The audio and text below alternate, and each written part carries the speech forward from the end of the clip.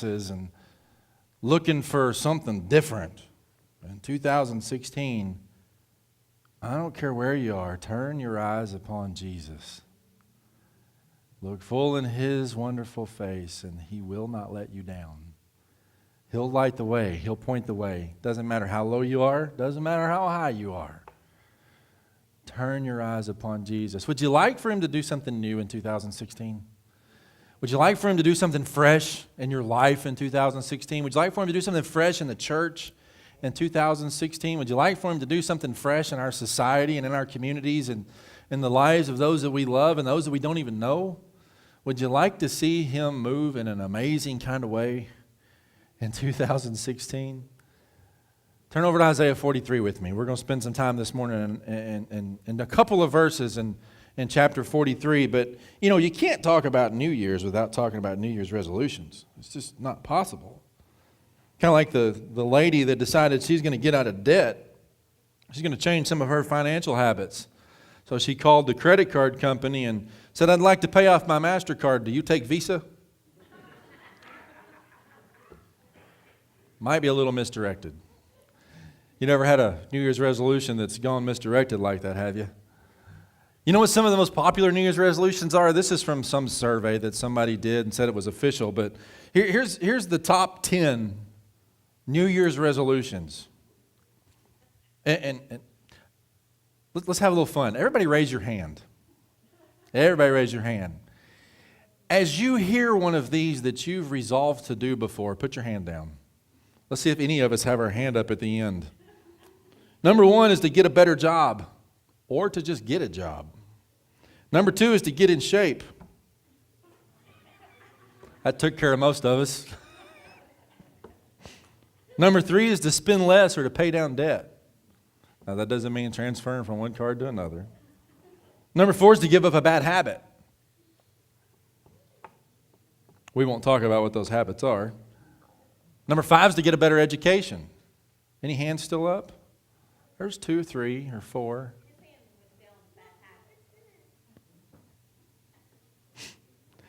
Number 6 is to find a mate. I won't look. Number 7 is to take a trip. I'm kind of wondering when the 10-year-old hands are going to go away. Number 8 is to be more organized. I have never resolved to do that because it's not going to happen. My wife would love me forever if it did. Number 9 is to find a hobby. That could be associated with finding a mate, I guess. But no, it's a different thing altogether. Number 10 is to buy a new house or to move. I don't think y'all understood the whole concept. There's probably not a one of us that still have our hand up. Maybe we should make some more realistic resolutions. Something that we know we can stick to. Like this guy did when he made a New Year's resolution regarding losing weight. Kept track of them for 7 years. This was his 7 years worth of losing weight New Year's resolutions. Year number 1, I'll get my weight down below 180 pounds. Year number 2, I'll watch my calories until I get my weight down below 190 pounds. Year number 3, I'm going to follow my diet religiously until I get my weight below 200 pounds. Year number 4, I will try to develop a realistic attitude about my weight. Number 5, I'm going to work out 5 days a week. Year number 6, I'm going to work out 3 days a week. Year number 7, I'm going to make an attempt to at least drive past the gym once a week. Or maybe they could be more realistic like this. Number 1, I'm going to get further in debt. Or number 2, I'm going to watch more TV because I've been missing some really good stuff. Or I'm going to stop exercising because it's a complete waste of time. Or I'm going to stop bringing my lunch because I'm going to eat out more. I'm going to get a whole lot of new stuff. And I'm going to get myself in a new rut. Hey, if we're going to make a resolution, it might as well make one that we know we can stick to. I'm going to procrastinate more. I'll start that tomorrow. I'm going to get more toys.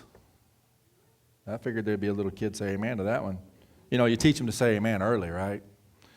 I'm going to gain more weight, at least 30 pounds. That involves a whole new wardrobe. I'm going to break at least one traffic law. Yeah, you probably will.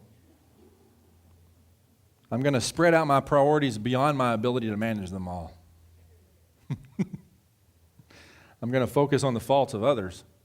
Ooh.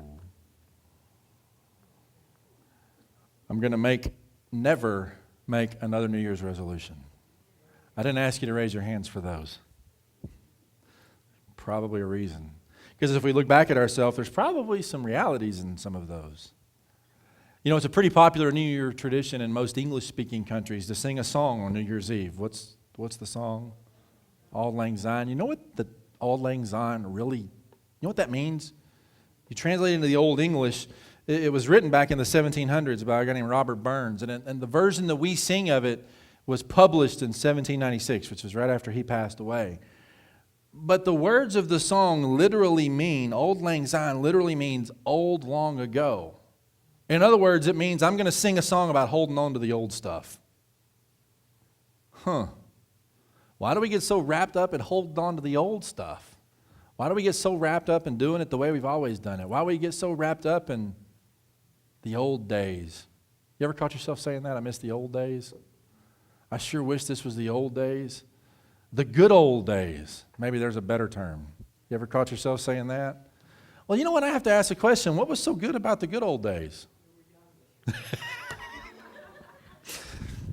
Thanks for your honesty, Pat.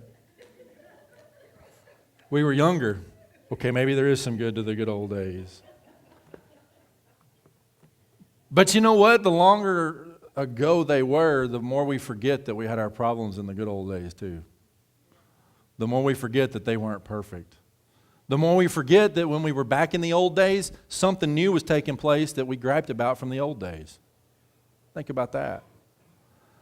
But today I want to look at the future. Today I want to look at today and beyond. I want to talk about something different. I want to talk about not what we've been, not what we've done, not what we've always looked like, but what's new, what's different, what does God want to do that's different in your life and in the life of the church? Why start a new year if we can't start something new? Why look to the future if it's going to be the same as the past? Maybe we're comfortable in the past. Maybe some of us like the past. Maybe some of us don't.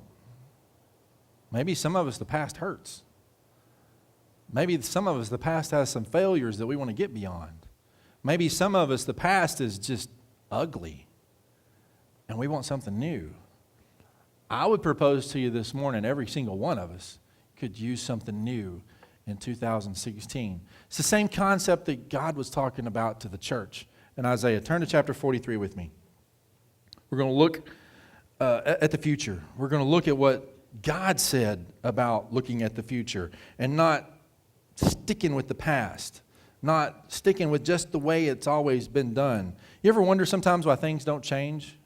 You ever wonder sometimes why you don't see people change? It's because, was it Einstein that said if you do something the same way and get the same results, that's the definition of insanity? And expecting different results, but still getting the same results. Maybe if we expect different results, we should do something different. Maybe if we expect different results, we should approach things differently. Maybe a new year offers a new opportunity to do that. What does Isaiah say? Let me give you a brief synopsis of the first part of the book, the first eight verses or so. Isaiah, actually it's God talking about the faithfulness of his people. He's talking to them. This is Israel that he's talking to. He's telling them what you've been. He's telling them how good you've been, how faithful you've been. And in reality, though, he's not talking to Israel. He's talking to the character of people.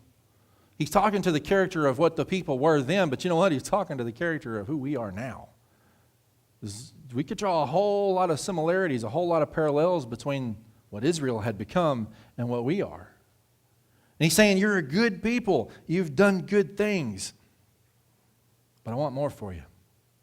Verse 8 through 13, God's telling them that it's their job to be a witness. They're his witnesses. And he's pretty adamant that you've fallen down on that job. And then comes a couple of pretty powerful verses. Verse 18 and 19. Forget the former things. Do not dwell on the past. See, I'm doing a new thing. Now it springs up. Do you not perceive it? I'm making a way in the desert and streams in the wasteland. He's saying, now Israel's not yet been, punished, if you will, for what they've done. They've not yet been dealt with. These are warnings. This is God saying, listen, I've asked you to do something that doesn't matter anymore. I've got a new plan for you. I've got something new and fresh that I want you to see and I want you to be a part of. For the Israelites, he was telling them he's going to deliver them. He was telling them that, in fact, he says just a few verses that he's going to deliver them. He says in verse 20, yet you have not called, the wild animals honor me and jackals and the hounds provide, or because I provide water in the desert and streams in the wasteland to give drink to my people, my chosen, the people I form for myself, and they may proclaim my praise. He's telling the people in the next few verses, I'm going to deliver you. But I need you to pay attention. I need you to listen. I need you to see what's going on right now so that you can be prepared. He's reminding them of the great things that happened, the parting of the seas, the miracles that took place. But then in the same verse, in verse 18, he's saying, forget all those things. They don't matter anymore. Now we can all look back. We can look back at our lives. We can look back at the church. We can look back at churches we've been to. We can look back at things we've been a part of, and we can say we've seen some amazing things. We can say I've talked to several of you that have been parts of big churches, effective parts of big churches. You know, you still have the same effectiveness today that you had then. Maybe God just wants to use you in a different way. There's nothing wrong with being excited about things that have happened in the past. There's nothing wrong about looking back and remembering and being happy about those things. But if we dwell in those things, what does that say about us today? What does that say about us for the future? It's the same thing Israel is doing. And God's telling them, listen, we did some awesome things. I brought you through some amazing things. But forget all of it. Because I've got something new for you. I've got something completely different. Something that's going to blow your mind.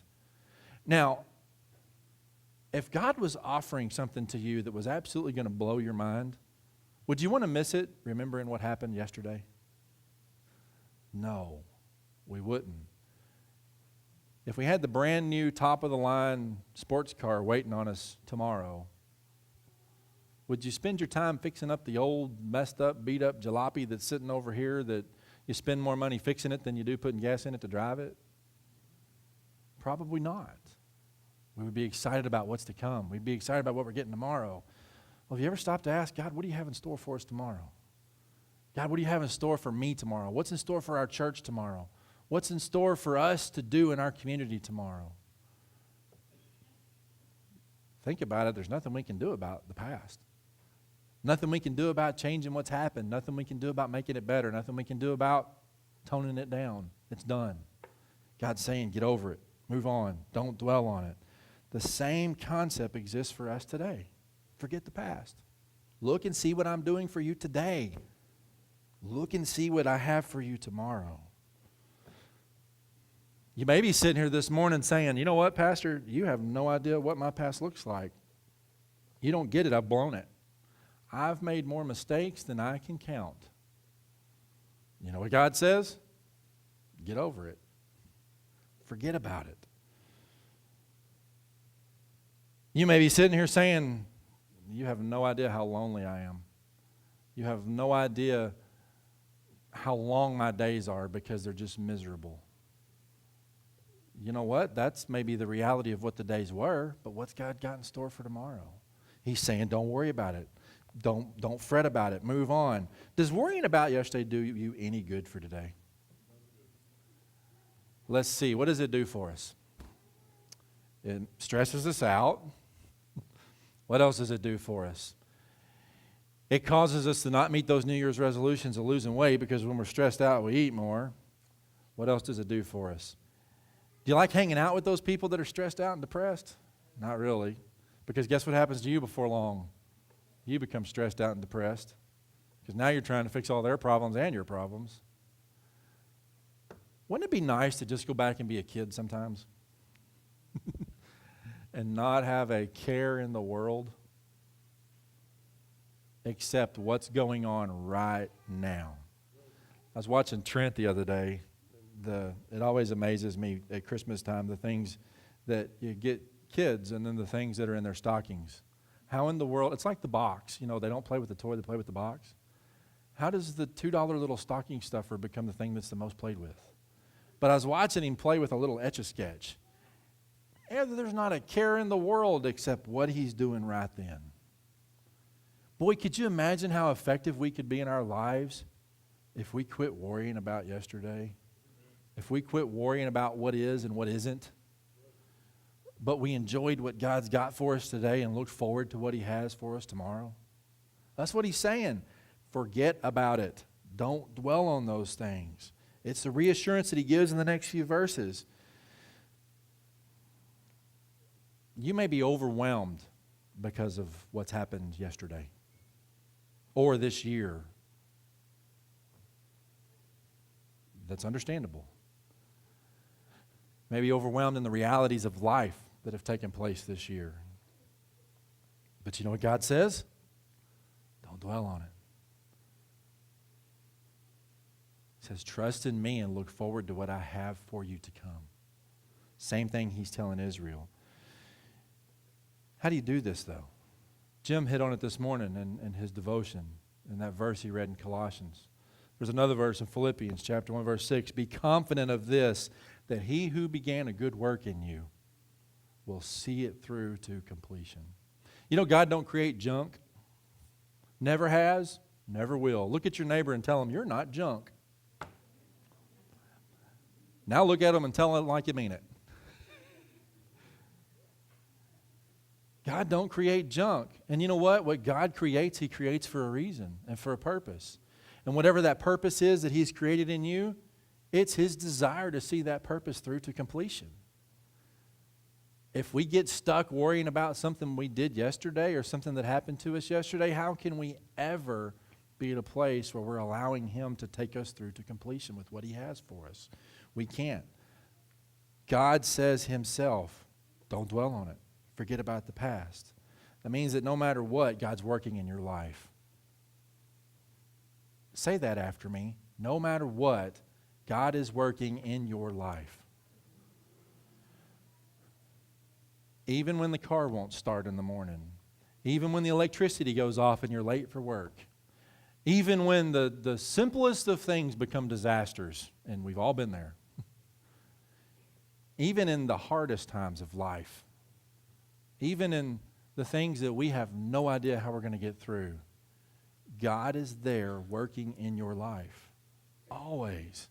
He may work through those tragedies. He may work through the good times. He may work through the bad times. But regardless, He is still working to accomplish the thing that He set out to accomplish in you. Because He didn't create junk, and He wants to see that through to completion. If you can't remember anything else in 2016, remember that. Look in the mirror and tell yourself, I'm not junk. God's got a purpose for me. My family's not junk. God's got a purpose for us. My church is not junk. God's got a purpose for it. My work, my job is not junk. God's got a purpose in me being there. You know, that changes your perspective on the way you look at things. When you can look at the good in life and not the bad in life. I can't think of a better message for the church this morning. As we look to 2016, now, yeah, we've got, 4 days left in 2015. Can we make 2015 any better in 4 days? I don't know. Can you? Could be a good primer to making 2016 better. I want you to do something over the next 4 days. I want you to take chapter 43, and I want you to read it every day. And just let it sink in. Specifically those words in verse 18, forget the former things. Don't dwell on the past, because I'm doing a new thing in your life. I'm doing a new thing in you. Do you know, I see a lot of churches, and I'm going to pick on us for just a minute. I'm just going to lay it out there and tell you my observations. I see a lot of churches that are closing their doors. We have a church on the district this morning that's closing their door. The Bridgeway Church of the Nazarene in Goshen. Today's their last Sunday. Their pastor of goodness, several years, good friends of ours. They've accepted a call to pastor in another state, and today's their last Sunday there, and the church has decided our pastor's leaving, a lot of other the folks are leaving and going to other churches. We don't want to continue anymore as a church. We're going to close the doors. So Dr. Bertner's there this morning closing the doors. That's not the only one. You know, statistically, 1,100 churches close a month in the United States. Now, that could be a church that has 3 people meeting in a storefront or in someone's home. Or it could be a mega church that you see on TV. 1,100 churches are closing a month. You ever wonder why? Do you know how many pastors actually make it through an entire career and retire as a pastor? This is a scary number, 9%. And when we consider a career to be maybe 20 years, 9% make it as a vocation. Some 70% don't even make it a year as a pastor. Some churches don't even make it off the ground before something happens in the church and it falls apart. Do you know why I think that happens? I think there's several reasons, but the overwhelming reason is because of the character that is talked about in this verse in Isaiah.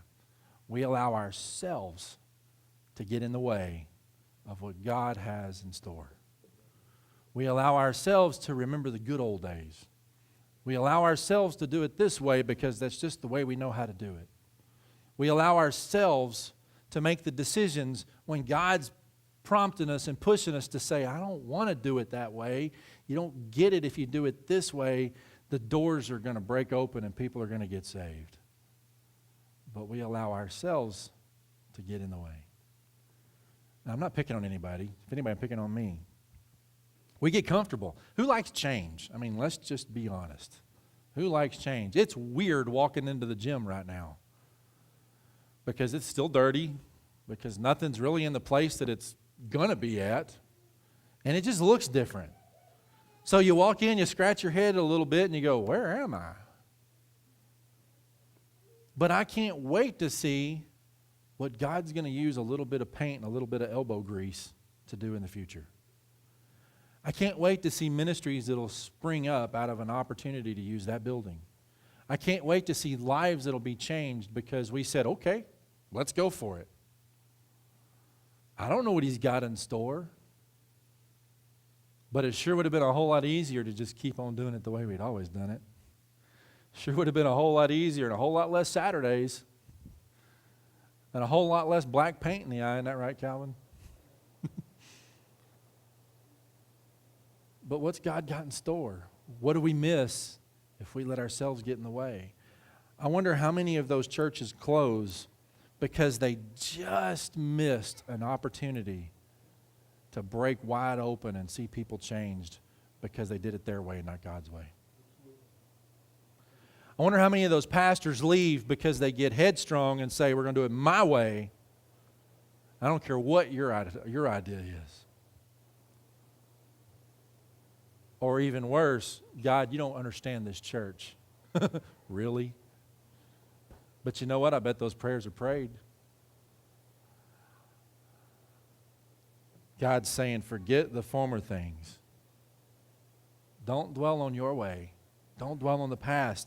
Don't dwell on what's been. Don't dwell on what's happened. Don't dwell on what you wish would have happened or what you wish you would have done. Forget about it because today's a new day and tomorrow's even better.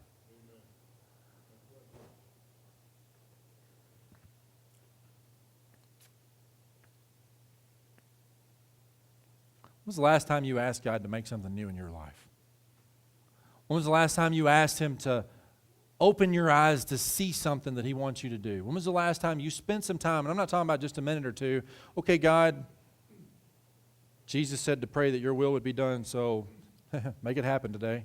No, I'm talking about earnestly seeking Him, spending time with Him, spending time looking for His direction in your life. Looking for whatever ministry opportunity He has for you. When was the last time you spent time doing that? Do you not do it because you're afraid of His answer? Do you not do it because the last time I stepped out and did something you want me to do, God, I fell flat on my face? Oh, really? Forget those things. Don't dwell on them because He's got something new. Roosevelt and I were talking the other day about Celebrate Recovery, and here we are barely a week away.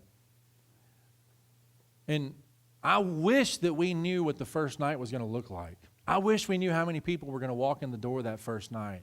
It'd be a whole lot easier to plan for food. It'd be a whole lot easier to plan for how many seats we need. It'd be a whole lot easier to do a lot of things if we knew what that first night was really going to look like. But we were standing right out here, I don't know, a couple of weeks ago talking, and I said, you know what? We should probably be scared to death about this, but I'm not the least bit nervous. And he was like, that's funny because I kind of feel the same way. Why do we worry about things when we believe wholeheartedly that we're stepping in God's ways and we're doing what He wants us to do? Don't dwell on it. Don't fret it.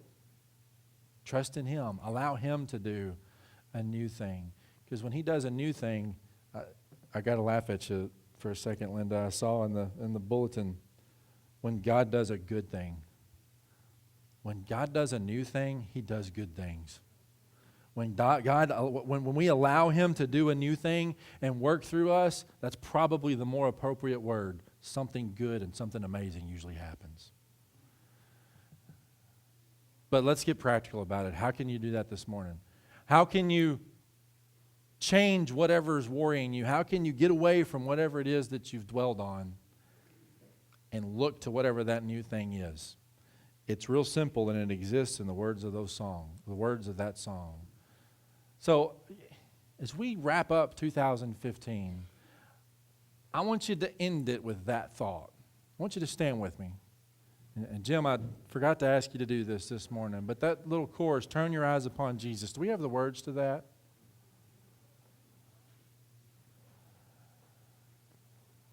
I want that to be your leaving thought. We're not going to be together again until next year. Think about that. We won't be together again until 2016. But I want this to be your leaving thought as you leave this place today, as you leave church today. You're leaving the building, but you're not really leaving church. You're the church. You take church with you wherever you go. But I don't care what 2015 brought you. Some of it was kind of tough.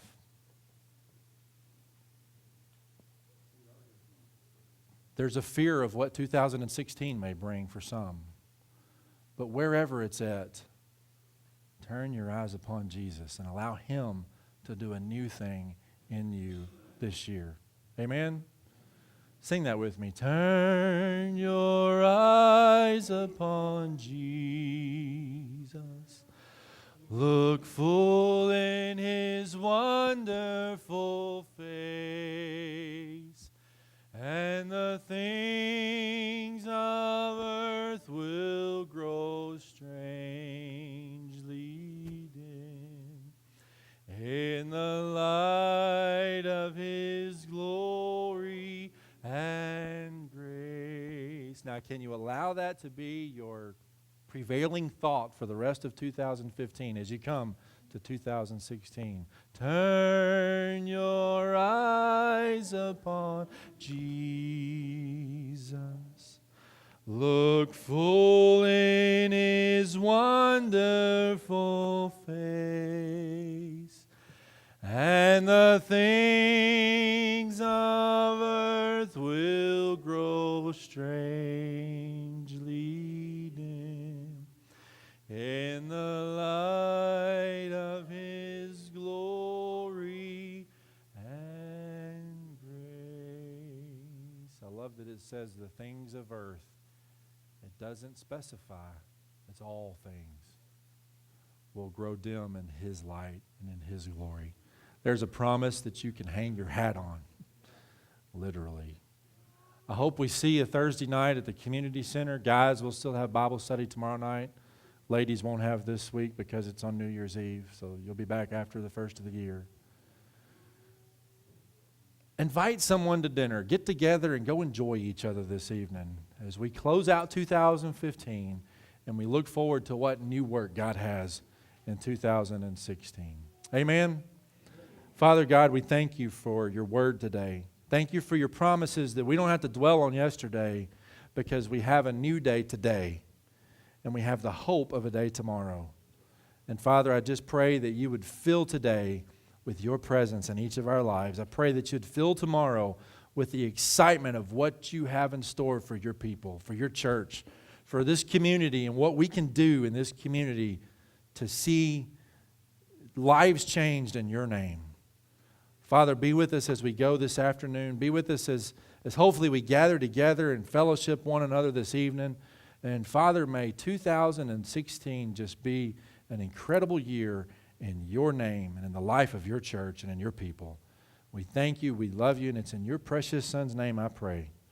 And all the church said, Amen. Shake a hand, hug somebody.